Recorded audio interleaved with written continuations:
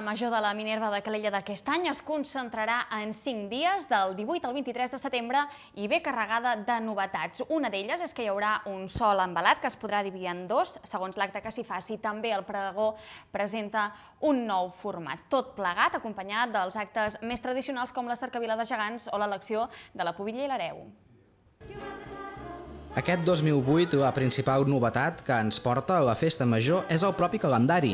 L'Ajuntament ha volgut concentrar els actes en 5 dies intensos que coincideixen amb la Fira de Calella i l'Alt Maresme. La regidora de Cultura, Pilar Rocafort, ha explicat que els darrers anys hi havia una Festa Major massa dilatada en el temps i que aquest any s'aposta per un nou format. D'uns anys cap aquí hi havia un format de festa major potser més allargat, que pràcticament abarcava 2 caps de setmana.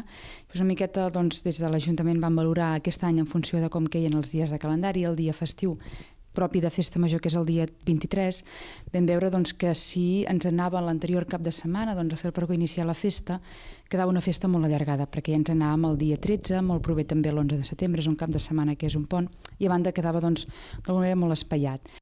La Festa Major ens portarà als actes més tradicionals, com són el relleu en la pubilla i l'hereu de la ciutat, la cercavila de gegants i també els concerts de barraques. Aquest any hi ha concert des de divendres fins a dilluns, però la novetat es troba en l'envelat. Anys enrere n'hi havia 2, un de Festa Major i Fira i un altre d'exclusiu per a barraques. Aquest any només n'hi ha un, que es pot dividir en 2 per una cortina i en el qual hi ha 2 escenaris que estan encarats. Rocafort ha explicat que s'ha volgut optimitzar l'espai i també els recursos. Enguany també una miqueta vam veure que era necessari racionalitzar l'espai perquè disposàvem d'un envelat molt gran que al 100% tampoc no s'utilitzava i en canvi estàvem d'alguna manera fent inversió en 2 espais. En molt pocs dies s'invertia en infraestructura una quantitat important i vam veure que era necessari racionalitzar d'alguna manera els espais i racionalitzar també els recursos.